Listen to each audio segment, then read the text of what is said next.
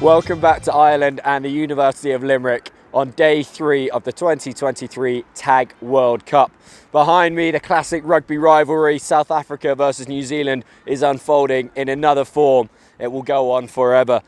Let me bring you up to speed with the latest results from the GB programme, starting with the women's teams today.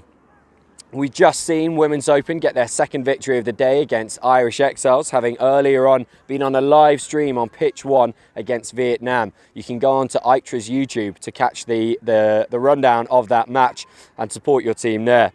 Women's 30s continued their unbeaten run and became the first ever Great Britain team to beat Australia in a World Cup when they took on the Aussies early this morning and beat them by 1 point. They then went on to back that up with another win over Australia Indigenous in their 2 games today.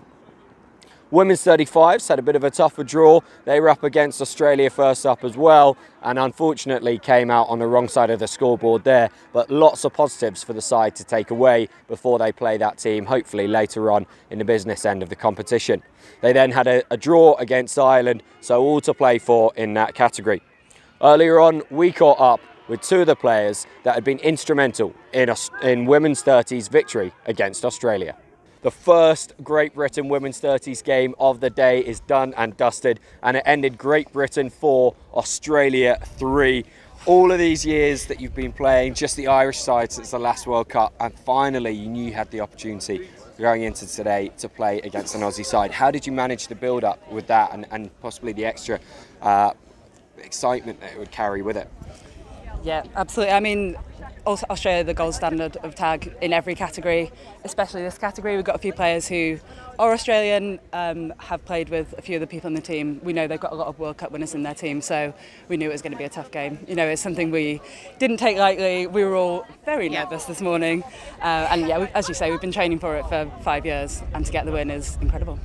Excellent. It was a close game throughout, so who, take us into the camp, who steps up in that and is the one that has the clear communication to help everyone handle the pressure? I think for me it had to be our captain Phoebe. She just took control of that game. She kept it calm. When we needed to just hold on to the ball, she just held it. She really keeps us calm in those situations, and we were really grateful in the last 5 minutes of that game. Yeah, it's the captain, it's Lois, it's Bedders, it's all. I mean, to be fair, yeah, Phoebe was incredible. She has been the whole tournament, but it could be anyone. We're so lucky in our team that when one of us loses their heads, we've got 23 other people who are calming us down. Yeah. And it's usually me who's the one losing her head. Yeah. Well, I mean, you weren't losing your head when you were racing down the sideline with all the support there as well. With that breakaway try from Em Stone, people diving behind her into the box, and of course the winner in the corner, Nadine. Lots of pace on this team. Yeah. When someone breaks through like that, what's going through your head as a supporting player? Run fast, keep up with them. Yeah, as a winger, I think my job is to make sure I'm there by anyone who's made a break, but the whole team as well. I think that's one of our strengths this tournament has been just we're all there as a team supporting. There's options either side, makes us a real threat. And it was nice of me not to go at full pace so they could catch me there. That was my little treat to Australia. I mean, it looks on your face like you're there at full pace. Yeah, my face betrays me. Yeah, it's great. Well, let it sink in. You guys have just beaten Australia, so you've got that under your belt on your tag CV, and no one can take that away from you now. Yeah. But obviously more to come over the next few days. Good luck for it. Thanks. Great Britain's 3 men's teams have had an unrivaled day of success at the World Cup today, with all of them picking up wins in every single one of their matches. Men's Opens came against Italy and their old rivals Ireland. Men's 40s picked up wins against Lebanon, the biggest one we've had in the competition against Hong Kong China, 32-0, and another one against Alliance Barbarians. Men's 30s won a really tight one, coming back from 3 points down with just 5 minutes to go against GB Exiles before beating USA later on in the day.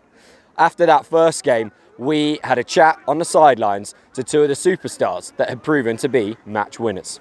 It's been another thriller here for Great Britain men's 30s. After their amazing win against New Zealand Exiles yesterday evening, they pulled off another stunner, winning 5-4 against Great Britain Exiles. Guys, you love making it tense, you love making it a bit of a drama. You're going to be the drama team of GB at this rate.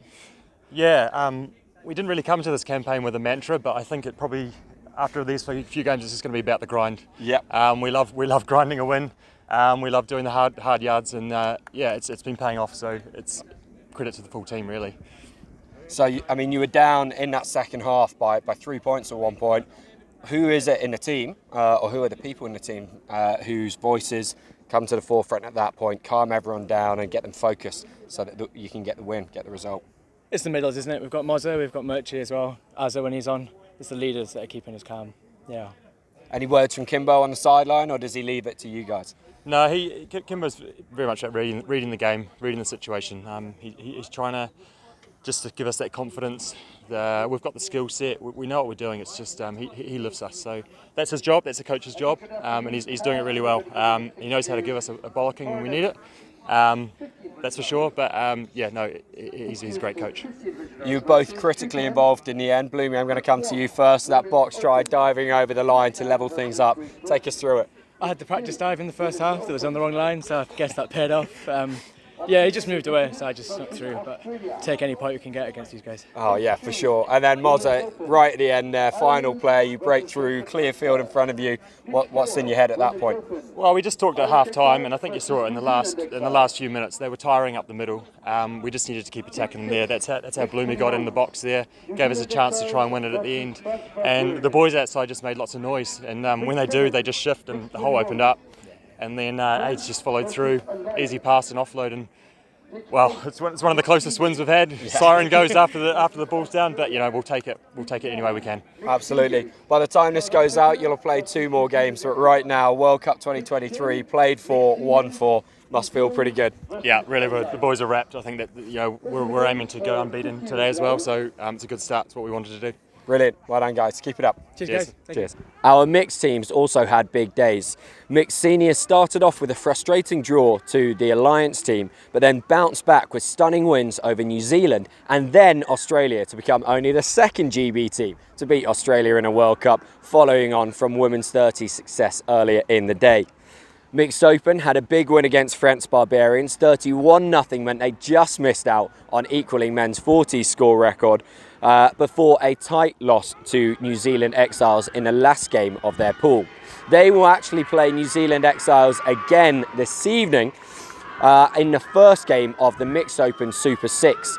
The same time, we will see men's 30s play against France. I don't know the scores right now, but they are on screen below me by the time you watch this.